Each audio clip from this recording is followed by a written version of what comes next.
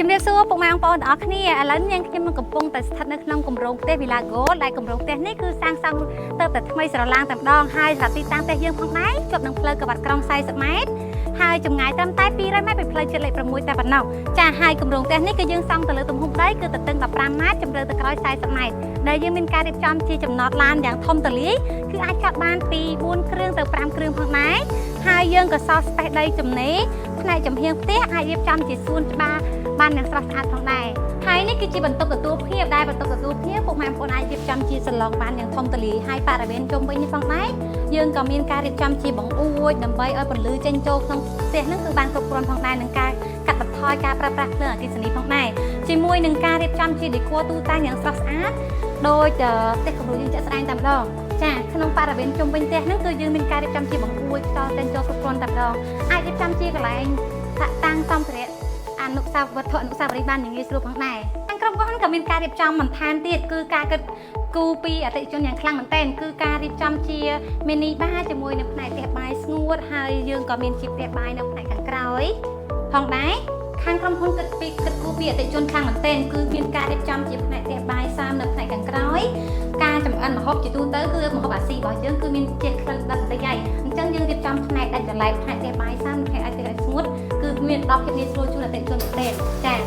ហើយខាងក្រុមហ៊ុនក៏រៀបចំជាតុទទួលទានអាហារផ្នែកត្រង់នេះគឺអាចដាក់ថារៀបចំជាសមាជិកជាច្រើនអ្នកបានយ៉ាងងាយស្រួលតែម្ដងហើយគម្រោងផ្ទះយើងផងដែរយើងក៏មានការរៀបចំជាអាងហែលទឹកបន្ថែមទៀតនៅផ្នែកខាងក្រោយផ្ទះហើយខាងក្រោយនេះផងដែរគឺជាកញ្ចក់លំហែដែលពុកម៉ែបងប្អូនអាចរៀបចំជាកម្មវិធីផ្សេងបានយ៉ាងងាយស្រួលជួបជុំគ្រួសារនៅពេលល្ងាចបានយ៉ាងងាយស្រួលផងដែរហើយនេះគឺជាបន្ទប់គេងមេគ្រួសារដែលយើងមានការរៀបចំជា decor ក្រៃគេងបានយ៉ាងធំទូលាយមែនទែនហើយជាមួយនឹងការរៀបចំជា decor ទូតាំងទូទទួលបានយ៉ាងស្រស់ស្អាតផងដែរហើយខាងក្រុមហ៊ុនក៏គូពីអតិថិជនមែនទែនជាពិសេសណាបន្ទប់គេងនីមួយៗគាត់ធ្វើទ្វារហើយនឹងវេរ៉ង់ដាចេញចូលនៅផ្នែកខាងក្រៅផ្នែកខាងមុខផ្ទះសម្រាប់ពុកម៉ែបងប្អូនដែលគាត់ធ្វើការសម្រាប់ពីការងារអីគាត់ចង់អង្គុយ relax អីផ្នែកខាងក្រៅផ្ទះអីគឺងាយស្រួលមែនទែនគឺសភាពទីធ្លាខាងមុខនេះគឺស្រឡះល្អមែនទែនហើយយើងអាចមើល view ផ្នែកខាងមុខផ្ទះបានយ៉ាងស្រស់ស្អាតផងដែរ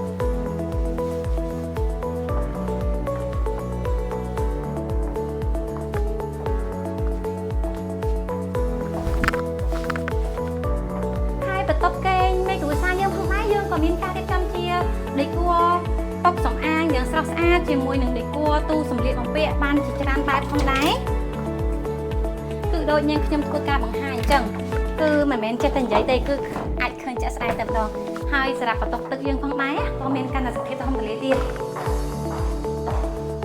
យើងមានការជាបំពាក់ជា bathtub ជាមួយនឹង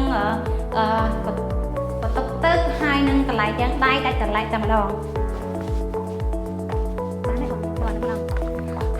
ហើយនេះគឺជាបន្ទប់គេងមេគ្រួសារដែលយើងមានការរៀបចំជា decor ក្រៃគេងបានយ៉ាងធំទូលាយមែនទែនហើយជាមួយនឹងការរៀបចំជា decor ទូតាំងទូទទួលបានយ៉ាងស្រស់ស្អាតផងដែរហើយខាងក្រុមហ៊ុនក៏គូពីអតិថិជនមែនទែនជាពិសេសណាបន្ទប់គេងនីមួយៗគាត់ធ្វើទ្វារហើយនឹងវេរ៉ង់ដាចេញចូលនៅផ្នែកខាងក្រៅផ្នែកខាងមុខផ្ទះ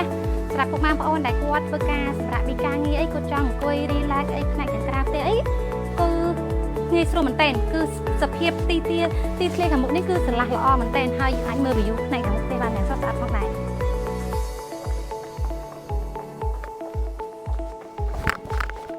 ហើយបន្ទប់គេងមេគ្រួសារយើងផងដែរយើងក៏មានការរៀបចំជា decor តុសម្អាងយ៉ាងស្រស់ស្អាតជាមួយនឹង decor ទូសម្លៀកបំពាក់បានជាច្រើនបែបផងដែរគឺដូចយើងខ្ញុំធ្វើការបង្ហាញអញ្ចឹង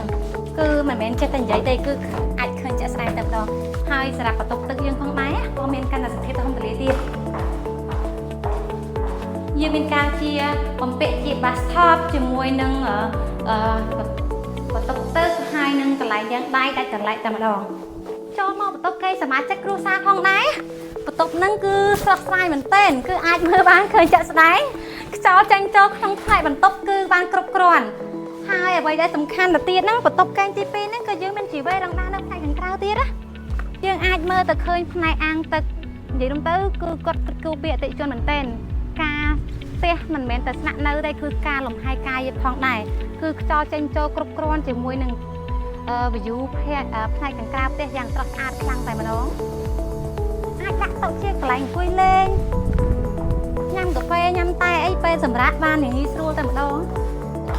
ហើយនេះគឺជាបន្ទប់ទឹកផ្នែកបន្ទប់គេងសមាជិកទី2តែម្ដងបន្ទប់គេងជាស្រ័យបន្ទប់ទឹកនីមួយៗគឺយើងមានសង្កេតធំទូលាយមែនទេហើយនេះគឺជាបន្ទប់គេងទី3អាចនិយាយបានថាជាបន្ទប់គេងកូនពៅតែម្ដងហើយបន្ទប់គេងកូនពៅហ្នឹងពៅតែបន្ទប់ទេប៉ុន្តែសភាពគឺធំដូចបន្ទប់គេងទូទៅតែម្ដងហើយបន្ទប់គេងនេះគឺយើងមានបង្អួចដូចគ្នាដើម្បីឲ្យខ្យល់បរិសុទ្ធចេញចូលផ្នែកខាងក្នុងផ្ទះបានយ៉ាងងាយស្រួលតែម្ដងហើយយើងក៏រៀបចំជាដេគ័រតុសម្អាងបានយ៉ាងស្រស់ស្អាតជាមួយនឹងដេគ័រទូតាំងទូរទស្សន៍និយាយទៅអតិថិជនរៀបចំទូតាំងអ្វីដែលគាត់ធ្វើការចង់រៀបចំក៏បានដែរហើយបន្ទប់ទឹកវិញក៏ធំដូចគ្នាសរុបរួមមក Villa Gold យើងគឺយើងមានជាចំណតឡានចតបានពី4គ្រឿងទៅ5គ្រឿងមានការរៀបចំជាអាងហែលទឹកបន្ថែមជាមួយនឹងបន្ទប់ទទួលភ្ញៀវយ៉ាងស្រស់ស្អាតផ្ទះបាយមួយមីនីបារមួយយ៉ាងធំទូលាយជាមួយនឹងបន្ទប់គេង4បន្ទប់ទឹក5សម្រាប់ពុកម៉ែបងប្អូនដែលធ្វើការចាក់អារម្មណ៍អាចអញ្ជើញមកកាន់ការិយាល័យបរិយាចលនាទ្រព្យសម្បត្តិអង្គរដែលមានទីតាំងជិតនឹងផ្លូវក្បាត់ក្រុង40ម៉ែត្រសម្រាប់ពុកម៉ែបងប្អូនធ្វើការទំនាក់ទំនងមកលេខទូរស័ព្ទ096 9195ដើមនិង07827ការ៉េ9ឬ097 31 95ដើមសូមអរគុណសូមជម្រាបលា